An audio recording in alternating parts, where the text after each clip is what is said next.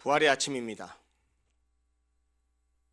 부활을 하심으로 우리에게 새 생명을 주시고 또 부활의 소망을 주신 하나님의 귀한 은혜가 우리 모든 성도들에게 함께 미쳐지기를 원하고 그 예수님의 부활의 기쁨을 함께 누릴 수 있는 귀한 아침이 되었으면 좋겠습니다. 우리는 인간의 능력으로 이룩한 과학기술 문명 속에서 지금 살아가고 있습니다. 과학을 통해서 그동안 감추어졌던 미지의 세계를 발견하고 있고, 과학을 통해서 인간의 삶은 점점 더욱 풍요롭게 되어가고 있습니다. 이렇게 과학 만능주의 속에 살아가는 현대인들은 마치 인간의 힘으로 모든 것을 할 수 있다고 생각하는 듯 합니다. 그리고 과학이란 이름 앞에 더 이상 이제 눈에 보이지도 않는 손으로 잡을 수도 없는 신이란 존재는 필요 없다. 신이 없어도 우리가 모든 것을 할 수 있다라고 생각하고 살아가는 것 같습니다. 그래서 과학 만능주의에 사로잡혀서 인간의 능력을 귀하게 생각하는 그런 사람들은 종교라고 하는 것은 나약한 인간들에게나 필요한 것이라고 비웃곤 합니다. 그러나 평소에는 눈에 보이지도 않는 신이 어디 있냐? 하나님을 믿으려면 내 주먹을 믿고, 하나님을 믿으려면 돈을 믿고, 하나님을 믿으려면 나 자신을 믿어야지 라고 하면서 신을 믿는 사람을 비웃고 욕하던 사람도 자기 자식이나 사랑하는 부모님이나 자식과 부모가 아닌 가족이 아니더라도 자기가 정말 참으로 아끼고 사랑하는 누군가가 예기치 못한 불치병이나 예기치 못한 사고로 인해서 사경을 헤맬 때, 시한부 선고를 받았을 때, 인간의 의술로는 이것 더 이상 가망이 없습니다 라는 그런 사형 선고를 받았을 때, 누구든지 그가 아무리 신을 없다고 하고 신을 욕하고 했던 사람들도 그가 평소에 비웃고 부인했던 신에게 제발 좀 살려주십시오. 우리 어머니, 우리 딸, 내 친구, 우리 할머니 제발 좀 살려주십시오 라고 바라고 소원하는 것이 인간입니다. 그것이 바로 우리 유한한 인간의 실제적인 현실이죠. 그런데 우리 중에 누구도 이 세상을 살아가고 있는 우리도 어떤 사람도 세상에 태어나려고 계획하고 작정해서 이 세상에 태어난 사람은 한 사람도 없습니다. 어느 날 정신 차리고 보니까 세상에 태어나져 있고, 어느 날 의식을 차리고 보니까 내가 세상 속에 살아가고 있는 것을 알게 됩니다. 그래서 독일의 실존 철학자인 하이데거는 인간을 그렇게 말했습니다. 인간은 던져진 존재다. 피투된 존재다라고 말했습니다. 사람은 이렇게 누구나 세상에 던져졌습니다. 이 세상에 던져진 이상 싫든 좋든 살아가야 합니다. 또 태어난 이상 반드시 죽게 되어 있습니다. 한 번 죽는 것은 사람에게 정해져 있는 이치입니다. 그런데 이 죽음이라고 하는 것이 참 이상한 녀석입니다. 예고 없이 찾아옵니다. 소위 천수를 누리고 장수하는 사람도 있습니다. 예기치 않은 젊은 날에 세상을 떠나는 사람도 있습니다. 흔히 그런 말 하잖아요. 세상에 올 때는 순서가 있지만 세상을 떠날 때는 순서가 없다고요. 그 말이 맞는 듯합니다. 우리는 언제 어떻게 죽음을 만나게 될지 아무도 모릅니다. 그럼에도 불구하고 분명히 모든 사람이 죽게 되는데, 그리고 그 죽음이라는 것이 오늘 죽을지 내일 죽을지 모르는데, 오늘 집에 들어갈 때 신발을 벗고 들어갔다가 내일 아침에 그 신발을 다시 신을 수 있다는 보장을 받은 사람이 아무도 없는데도 불구하고 우리는 일상적인 삶 가운데서는 세상 모든 사람들이 죽음이 나하고는 아무런 관계가 없는 것처럼 착각하고 살아갑니다. 사실은 늘 죽음과 맞닿아 있는데도 불구하고,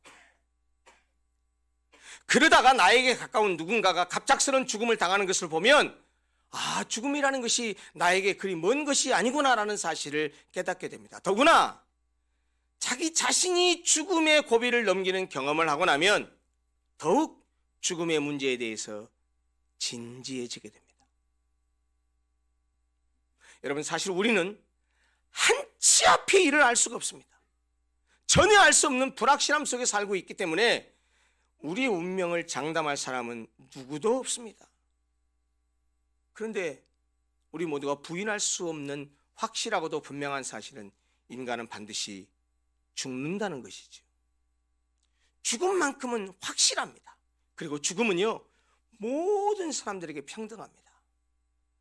돈 있는 사람, 돈 없는 사람, 많이 배운 사람, 적게 배운 사람, 누구에게나 죽음은 찾아옵니다. 죽음은 권력자라고 봐주지 않습니다. 3대 독자라고 해서 죽음이 피해가지는 않습니다. 한때 세상을 호령했던 권력자들이나 명예와 인기를 누렸던 유명인이라 할지라도 죽음은 그들을 봐주지 않는다는 말입니다. 그래서 이렇게 인간의 힘으로 피할 수 없는 죽음을 야스퍼스라고 하는 실전 철학자는 한계 상황이라는 말로 표현했습니다. 그리고 덴마크의 실존 철학자인 키에르케고르는 우리 인간에 대해서 이렇게 말했습니다. 인간은 태어날 때부터 한 가지 병을 가지고 태어나는데 그 병의 이름은 죽음에 이르는 병이다. 하이데거라는 사람은 인간의 존재 방식 자체가 무엇이냐, 인간이 무엇으로 존재하느냐, 그는 죽음에 이르는 존재로 인간이 존재한답니다.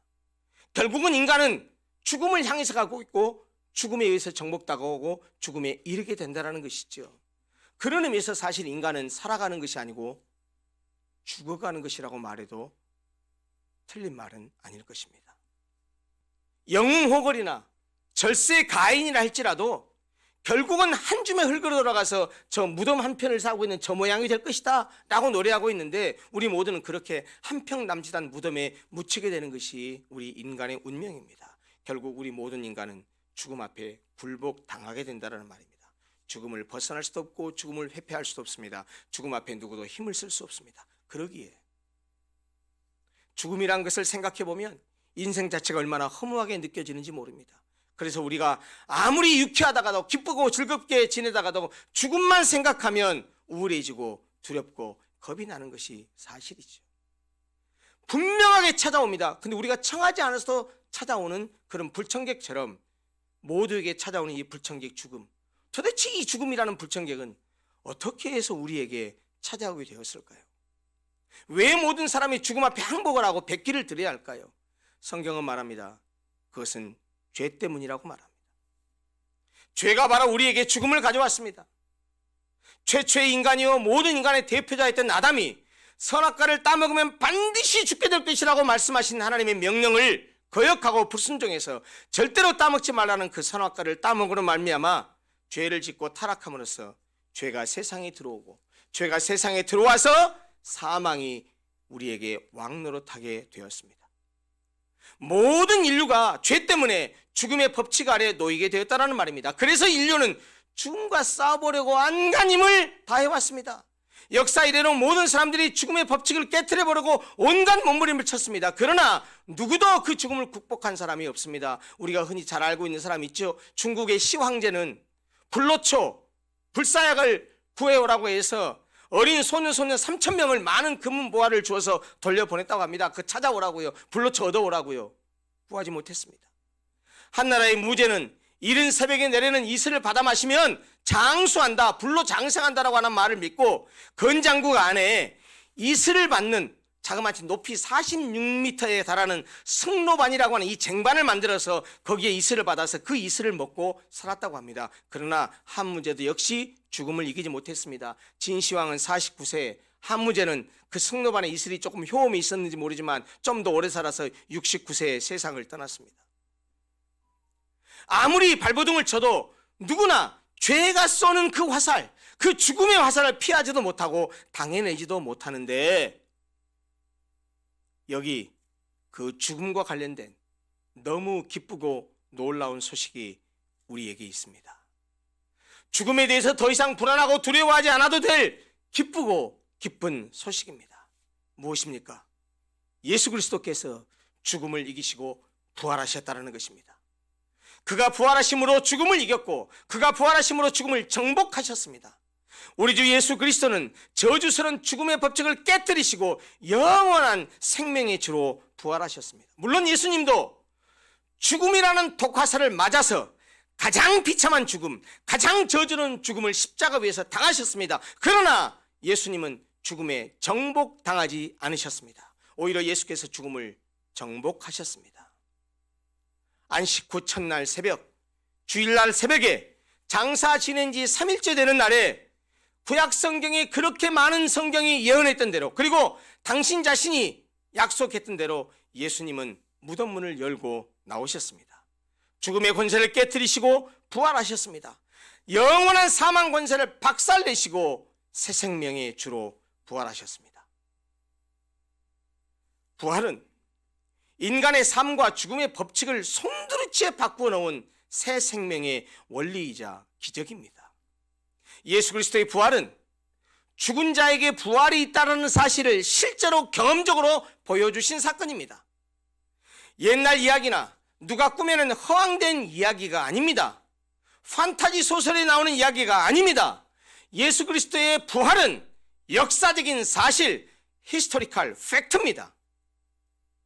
이제 주님의 부활의 주님 안에 있는 자에게는 그 죽음은 죽음으로 끝나지 않습니다. 예수가 죽음으로 끝난 것이 아니고 부활했듯이 그 예수 그리스도와 접붙임을 당한 사람, 그 예수와 함께 연합된 사람은, 믿는 사람들은 그 주님이 부활하신 것처럼 똑같이 부활하게 된다는 것이 성경의 가르침이고 우리에게 주시는 위로고 우리에게 주시는 말씀입니다. 부활의 주님을 믿는 이들은 죽음이 모든 것의 끝이 아니라 영광스러운 죽음을 향해 가는, 그냥 거쳐가는 과정일 뿐입니다. 그럼에도 불구하고 부활을 믿지 못하는 사람들이 있습니다. 세상 사람들이 부활을 믿지 않는다는 것은 그럴 수 있습니다. 왜? 믿음이 없으니까요. 그런데 교회를 다니고 예수를 믿는다는 사람들 중에서도 부활에 대해서 확신이 없는 사람이 간혹 있습니다. 그런 분들은 죄송하지만 교회를 다니고 예수를 믿는다고 해도 부활의 사실을 믿지 못하면, 부활 신앙을 갖지 못하면 그 부활의 신앙으로 자신의 일상의 삶을 살아가지도 못합니다. 믿기는 믿되 생명력 없는 신앙생활을 하게 된다는 것이죠. 그런데 왜 교회를 다니면서도 예수 그리스도의 부활을 믿지 못할까요? 그것은 아마도 예수의 부활을 직접 자기가 경험하지 못했을 뿐만 아니라 죽은 사람이 다시 살아난다는 것은 불합리하고 비합리적이라고 생각하기 때문일 것입니다. 오늘 우리가 함께 읽었었던 이 요한복음의 본문에 나오는 도마가 바로 그런 사람이었습니다. 부활한 예수님이 유대인들을 두려워하여 모여있는 제자들을 하루는 찾아오셨습니다. 그래서 부활한 예수님 모습을 보여주셨습니다. 그런데 불행스럽게 그 자리에 도마가 없었습니다. 나중에 제자들이 도마에게 부활한 주님을 만난 예를 이야기합니다. 부활한 예수님이 부활했어. 부활한 예수님 우리가 봤어. 그랬더니 이 도마가 뭐라고 말하냐면 자기는 못 믿겠다라는 거예요. 분명히 다른 제자들은 예수를 만났다고 하는데, 부활한 예수를 만났다고 하는데 자기는 못 믿겠다라는 거예요. 그러면서 하는 말이, 자기 눈으로 그 손의 못자국을 보고 자기 손가락을 그 못자국에 넣어보고 자기 손을 그 옆구리에 넣어보지 않고는, 무슨 말입니까? 자기가 직접 경험해보지 않고는 절대로 믿지 않겠다고 합니다. 8해가 지났습니다. 주님이 제자들에게 다시 찾아왔습니다. 그런데 그때는 도마가 함께 있었습니다. 이렇게 의심했던 도마에게 확신을 주시기 위함이었는지 모르지만 예수님께서 도마에게 이렇게 말씀하십니다. 도마야, 네 손가락을 이리 내밀어 내 손을 보고 네 손을 내밀어 내 옆구리에 넣어봐라. 도마가 했던 말 그대로 합니다. 내가 이렇게 해서 확인해보지 않으면 못 믿겠다라고 얘기했더니 실제로 주님이 8일 후에 와서 너 이렇게 한번 해봐라. 그리하여, 그 다음 말 중요합니다. 믿음 없는 자가 되지 말고 믿는 자가 되라.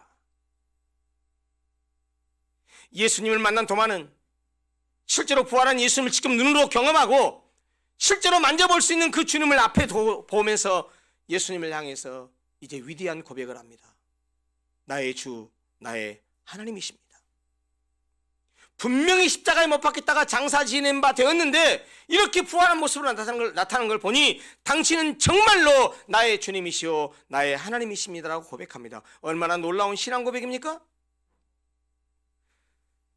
도마의 고백이 훌륭하긴 하지만 예수님은 그의 신앙 고백을 받았기는 했어도 뭔가 아쉬운 듯한 느낌으로 이렇게 말씀합니다.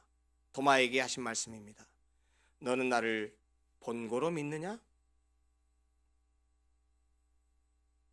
보지 못하고 믿는 자들은 복되도다. 여러분, 보고 믿지 못할 사람이 누가 있습니까? 경험해보고 믿지 못할 사람이 누가 있습니까? 믿음이라고 하는 것은 보지 못하고 경험하지 못하고 감각하지 못하지만 그래도 믿는 것이 진짜 믿음이거든요. 그렇기 때문에 보지 못하고 믿는 자들이 복되다고 말한 거예요. 여러분, 그러면 어떻게 보지 못하고 믿을 수 있나요? 어떻게 보지 못하고 믿습니까? 여러분, 우리가 보지 못하고 믿을 수 있는 것은 성경, 말씀에 근거합니다. 주님을 본 사람들이 증거하는 말씀을 통해서 우리는 얼마든지 예수 그리스도가 부활의 주님이요, 예수 그리스도가 사망을 이겼고 그분이 바로 하나님의 아들이라는 사실을 믿을 수 있습니다. 그래서 오늘 본문 직후에 오늘 24절부터 29절까지 읽었는데 바로 그 다음 절 30절과 31절에 요한이 뭐라고 말합니까? 요한복음을 기록한 목적을 이야기하고 있습니다. 거기에 이렇게 말씀합니다. 예수께서 제자들 앞에서 이 책에 기록되지 아니한 다른 표적도 많이 행하셨으나, 여러분, 예수께서 행하신 표적 가운데 표적, 으뜸되는 표적이 무엇입니까? 부활입니다. 다른 표적도 많이 행하셨으나 오직 이것을 기록함은 너희로 예수께서 하나님의 아들 그리스도이심을 믿게 하려 하며 또 너희로 믿고 그 이름을 힘입어 생명을 얻게 하려 함이니라. 성경에 기록된 많은 내용들이 허황돼 보일 수도 있습니다. 말도 안 되는 얘기처럼 보일 수 있습니다. 판타지 소설 같은 비과학적인 얘기로 그렇게 보일 수 있습니다. 죽은 사람이 살아난다는 것은 말도 안 되기 때문에 믿지 못할 수 있습니다. 여전히 보지 못했기 때문에 예수님의 부활을 믿을 수 없을 수도 있습니다. 성경에 기록된 예수님의 많은 그 행하신 표적조차도 의심스럽게 받아들일 수 있습니다. 그러나 여러분, 예수님이 도마에게 말씀하셨던 것처럼 믿음 없는 자가 되지 말고 믿는 자가 되라고 하신 말씀처럼 예수 그리스도를 믿는 믿음을 가진 자가 되어야 됩니다. 그렇게 성경을, 부활을 믿을 수 없을지 모르지만 조금만 생각해 보면 간단히 해결될 수 있는 문제예요. 여러분, 참으로 전지전능한 하나님이시라면 어떻겠습니까? 천지를 말씀 한마디로 창조하신 분이라면 죽은 자를 살려내는 것이 불가능할까요?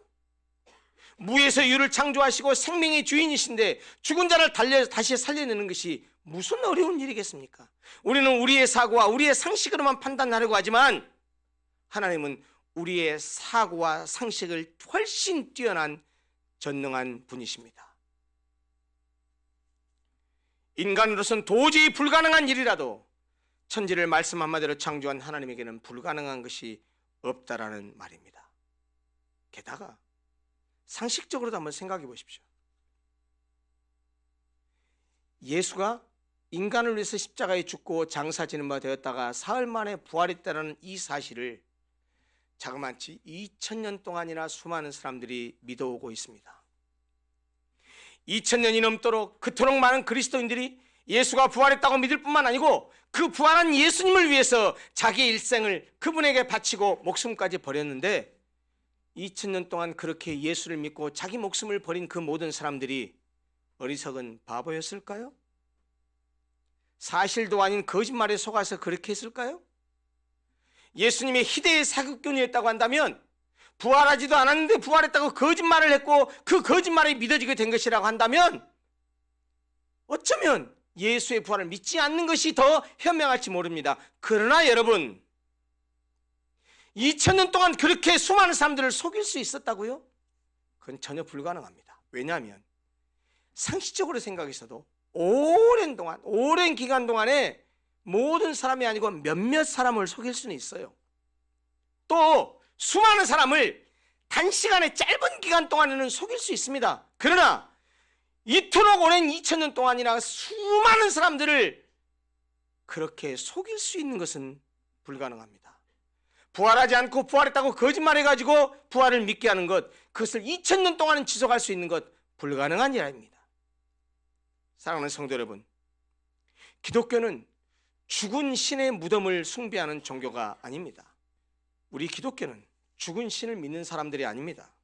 우리가 믿는 분은 다시 사신 예수님입니다. 다시 살아나신 주님입니다. 그러기에 우리가 믿는 예수님은 무덤이 없습니다. 무덤이 비어 있습니다. 예수님은 부활을 통해서 죽은 자의 부활이 있다는 사실을 분명히 실제 몸으로 보여주셨습니다. 죽은 자의 부활이 있음이 예수의 부활로 확인되고 증명되었습니다. 그리고 예수께서 부활의 첫 열매가 되심으로써 그의 접붙인 자, 그를 믿는 자, 그를 주로 고백하는 우리도 부활하게 됨을 친히 보여주셨습니다.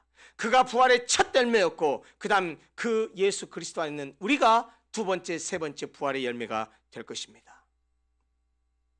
바로 이 부활의 소망이 있기 때문에 우리는 세상적인 가치관을 넘어서서 이 세상의 전부가 아니라 다음 세상이 있고 새로 부활할 세상이 있다는 사실을 믿는 그 믿음 속에서 이 땅의 삶을 믿음으로 살아갈 수 있게 합니다. 삶이라고 하는 것은 죽음을 전제합니다. 그러므로 살아있는 동안에 죽음을 어떻게 바라보느냐에 따라서 현실의 삶이 달라집니다.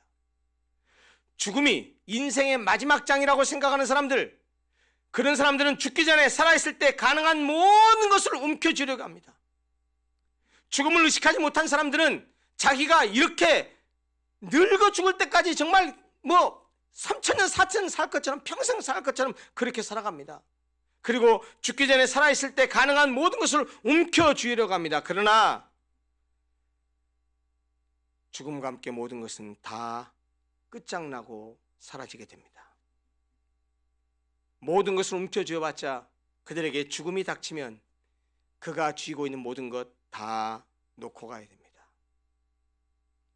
그들에게 죽음은, 부활을 믿지 않는 사람들의 죽음은 마치 지진과 같아서 그 사람의 삶의 모든 것을 통째로 완전히 뒤엎어버리고 말죠.